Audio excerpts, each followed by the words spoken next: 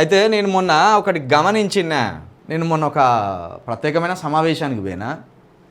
అయితే ఇక్కడ దాదాపుగా బీసీ, ఎస్సీ, ఎస్టీ, ఇప్పుడు ప్రధానంగా ఎస్సీ, ఎస్టీ, బీసీ వీళ్ళందరికీ సీఎం కావాలన్నది, ఈ 3 వర్గాలకు సీఎం కావాలన్నది. కానీ సీఎం వీళ్ళకు ఒక అందని ద్రాక్షగానే ఉన్నది. ఓసీలు స్వతంత్రం వచ్చినప్పటి నుండి ఓసీలే ముఖ్యమంత్రులు ఉంటారు. స్వతంత్ర పూర్వం కూడా ఓసీలే రాజుల దగ్గర జమీందారులుగా, లేకపోతే గ్రామాల్లో పటేళ్ళుగా, దొరలుగా చెలాయించారు. అయితే వీళ్ళ జనాభా అంతా కలిసి మన దగ్గర, మన తెలంగాణలో ఒక 15% ఉన్నది. వీళ్ళ జనాభా అంతా కలిసి 85% ఉన్నది. కానీ వీళ్ళు స్లేవ్స్ లాగానే ఉన్నారు. వీళ్ళు రూలర్స్ దగ్గరికి వెళ్ళిపోయారు. వీళ్ళకి కావాలని ఉన్నది సీఎం. ఎంతమందికి కావాలన్నది? ఇలా నాకు తెలిసి ఒక 3% మందికి ఉన్నది. ఎందుకంటే బీఎస్పీకి పడ్డ ఓట్లు, డిఎస్పీకి పడ్డ ఓట్లు 2 కలిపి 1% ఓట్లు పడ్డాయి. ఆ 2 పార్టీలకు కలిసి కోరుకునేటోళ్ళు 3% ఉన్నారు. ప్రజలంతా కలిసి 85% ఉన్నారు. అంటే 82% మంది ఓట్లు వేయడం లేదు.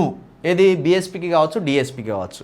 ఈ 82% మంది ఎందుకు వేస్తలేరంటే, ఈ 82% మంది ఓసీలు పెట్టిన పార్టీలో ఉన్నారు. వాళ్ళ ప్రజాప్రతినిధులు. మరి ఓసీలు పెట్టిన పార్టీలో ఎందుకు ఉన్నారు అంటే, ఈ 82% మందిలో 100 మంది ఎస్సీ, బీసీ, ఎస్టీలకు సంబంధించిన లీడర్లు ఉంటారు. వాళ్ళ దగ్గర పైసలు ఉంటాయి. ఆ పైసలు ఈ 85% మందికి ఆ 100 మంది ఎస్సీ, ఎస్టీ, బీసీ లీడర్లు పంచుతారు. కాబట్టి ఈ ఓసీల దగ్గర వాళ్ళు ఉండి ఖచ్చితంగా ఓట్లను కొంటారు. ఎవరైతే ఇప్పుడు 3% వాళ్ళు ముఖ్యమంత్రులు కావాలనుకుంటున్నారో ఎస్సీ, బీసీ, ఎస్టీల్లో ఉన్న వాళ్ళు, ఈ ముఖ్యంగా ఇక దళిత్ అంటే ఎస్సీ. ఈ ఎస్సీలో 4 లక్షల మంది ఉద్యోగస్తుల్లో 50,000 మంది గవర్నమెంట్ జాబర్స్ ఉన్నారు. ఇలా 50,000 మంది గవర్నమెంట్ జాబర్స్ ఉన్నారు, ఉద్యోగస్తులు ఉన్నారు వీళ్ళు.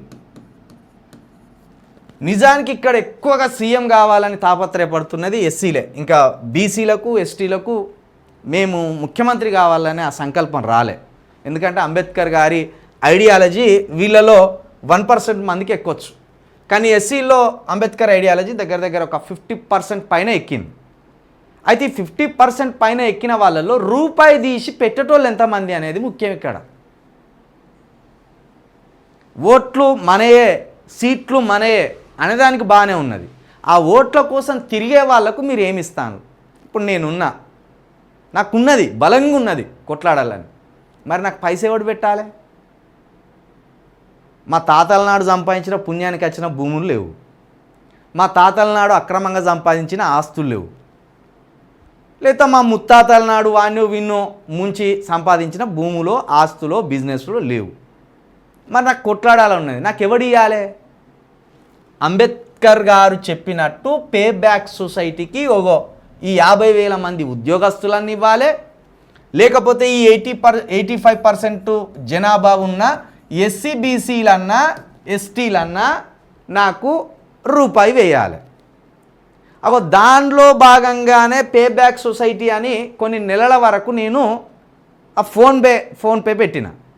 అది అర్థం కాని కొంతమంది ఏమన్నారంటే పైసలు వసూలు చేస్తాను అన్నాను. సరే, వాళ్ళు వేయలేదు, అది అందరికీ తెలిసిన ఓపెన్ సీక్రెట్.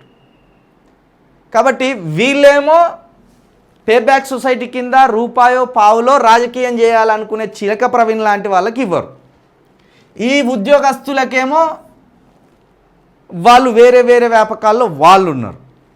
వీళ్ళలో ఒక 1000 మంది తలో రూపాయి ఇచ్చినా చిలక ప్రవీణ్ ఊహించని రాజకీయం చేస్తాడు, ఊహించని ఒక రాజకీయ మార్పుకు శ్రీకారం చుడతాడు.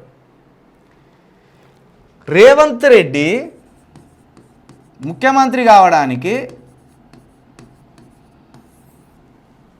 పోరాటం చేసిండు. పోరాటం అంటే రాజకీయ పోరాటం, ఆయనకు తోచిన పోరాటం చేసిండు, సరైన వేదికను ఎంచుకున్నాడు. ఆయన ఇప్పటిదాకా తెలుగుదేశంలో ఉంటే ఎమ్మెల్యే కూడా కాకపో, ఏది తెలంగాణ వచ్చినాక మళ్ళీ అదే తెలుగుదేశంలో ఉంటే ఎమ్మెల్యే కూడా కాకపో, సరైన వేదిక ఆయన ముఖ్యమంత్రి కావడానికి కాంగ్రెస్ని ఎంచుకున్నాడు. ఇటు పోరాటం ఉన్నది, సరైన వేదిక కాంగ్రెస్ ఉన్నది.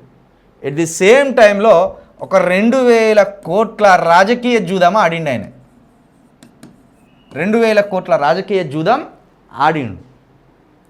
ఎవరి దగ్గర పైసలు ఇచ్చి మేనేజ్ చేయాలో, ఎవరిని బెదిరియాలో, ఎవరిని దారికి తెచ్చుకోవాలో, అది ఏ రూపాల్లో దారికి తీసుకొచ్చుకోవాలో మొత్తం ఒక 2000 కోట్లను కుప్పిపారేసి ఆయన ఎన్నికలకు పోయే ముందే బిగ్ టీవీ లాంటి ఒక సంస్థను తన స్నేహితుల ద్వారా పెట్టించి పెద్ద రాజకీయ జూదం ఆడిండు.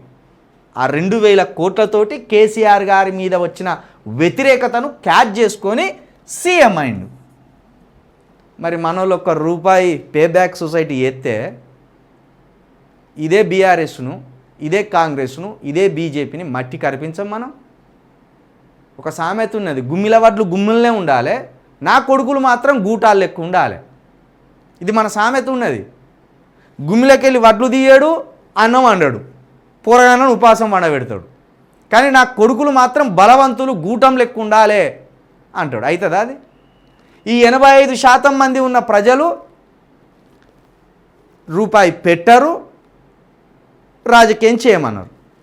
ఈ 85% మంది మీ జేబులకి వెళ్ళి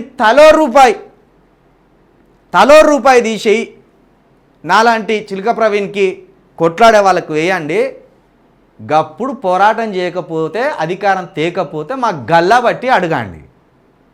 అది విడిచిపెట్టి సీఎం కావాలి మనం ఎట్లయితారా? నోటి మాటలతో అవుతారా సీఎంలు? ఎట్లయితారు సీఎంలు? పవన్ కళ్యాణ్ లాంటోడు 1000 కోట్లు ఉన్నోడే, అంత స్టార్డమ్ ఉన్నోడే 15 సంవత్సరాలు దేకినా అని అన్నాడు. ఎందుకు? ఆయనకు తెలియదు, సిద్ధాంతం లేదు, స్థిరత్వం లేదు, సిద్ధాంతం లేదు. ఏ అంశాన్ని పట్టుకోవాలి, ఏ అంశం మీద కొట్లాడాలి, ఏ అంశం మీద ప్రజలను పోగేయాలి, ఏ అంశం ద్వారా వాళ్ళను ఈ అధికారం వైపు నడపాలనేది ఆ ఎడ్జోడికి తెలియదు. అందుకు పవన్ కళ్యాణ్ ముఖ్యమంత్రి కాలేక బానిసగా ఇదే చంద్రబాబు నాయుడు పాదాల వద్దున్నారు. పవన్ కళ్యాణ్ లీడర్ కాదు, ఈజ్ స్లేవ్, బానిస, రాజకీయ బానిసగా ఉండిపోయిండు పవన్ కళ్యాణ్. కాబట్టి పైసా తీసి ఖర్చు పెట్టకుండా మనం ముఖ్యమంత్రి అవ్వలేము. ఎందుకంటే దారి ఖర్చుల కోసమే ప్రస్తుతం 3-4 కోట్ల రూపాయలు ఖర్చు అవుతున్నాయి ఒక నియోజకవర్గం తిరగాలంటే. పైగా ఈ 85% మంది ఉన్నోళ్ళే మీటింగ్లకు రారు. అడిగితే అన్న ఫుల్ బాటిల్ సాయంత్రం అనుకో, ఓకేనా అన్న, ఒక 500 రూపాయలు ఇస్తారట అన్న. మరి మనమే పైసలకు అలవాటు పడితేమి, మనమే ఫుల్ బాటిల్ కావాలంట అంటే, మనమే మీటింగ్లకు రారా అంటే 5,000 అడుగుతా అంటే, మళ్ళీ ఇక మనోళ్ళు ఎట్లా ముఖ్యమంత్రులు అవుతారు? పైసలు వీళ్ళ దగ్గర ఉన్నాయి కాబట్టి వీళ్ళే ముఖ్యమంత్రులు అవుతారు. ఎందుకంటే ఈ జనాను ఏ ఆశ చూపుతూ ఉరికెత్తారో వీళ్ళకి తెలుసు, ఏ పైసలు గుప్పితే వీళ్ళు ఉరికెత్తారో తెలుసు. కాబట్టి ఈ పైసలు వీళ్ళ తాతల దగ్గర ఉన్నాయి, వీళ్ళ తండ్రుల దగ్గర ఉన్నాయి, ఇప్పుడు వీళ్ళ దగ్గర ఉన్నాయి. కాబట్టి ఈ పైసలు ఒక్కసారి వాళ్ళు గుప్పే వరకు వాళ్ళు ఉరికొచ్చి వీళ్ళ మీటింగ్ల కాడ కూర్చుంటాడు. కేసీఆర్ మీటింగ్ పెడితే 1,00,000 మంది వచ్చిందట అని మళ్ళీ ఈ అమాయకులే మాట్లాడుకుంటారు. రేవంత్ రెడ్డి మొన్న మీటింగ్ పెడితే 2,00,000 మంది వచ్చిందట అని మళ్ళీ ఈ అమాయకులే ప్రచారానికి పెడతారు. ఇక ఈ 3% మంది ఉన్నారు కదా, వీళ్ళు ఊగరు, సాగరు, గట్టిగా ఉరికి ఫైటింగ్ చేయరు, గట్టిగా మాట్లాడారు. మైక్ ఇస్తే 1.5 సేపు కొరికి పారేస్తారు. ఈ 80% మంది దగ్గర రూపాయి గాడిది పైసా పెట్టు, అధికారం లేకపోతే మేము చూడుర్రి అనరు. ఓన్లీ స్టేజ్ ఎంకలాడుకుంటారు, ఆ స్టేజ్ మీద ఉండి పొంకనాలు పొంకుతా అంటారు ఇక. కాబట్టి ఇప్పటి వరకు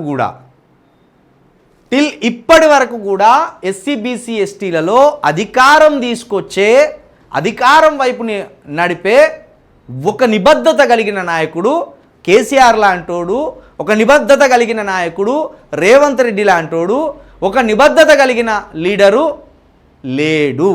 కాబట్టి అధికారం వస్తలేదు. పైసా కావాలి, 3 చెప్పిండు అంబేద్కర్ గారు. Money, time, muscle. బలాన్ని ఉపయోగించాలి రాజకీయాలల్లో, పైసను ఉపయోగించాలి, సమయాన్ని ఉపయోగించాలి.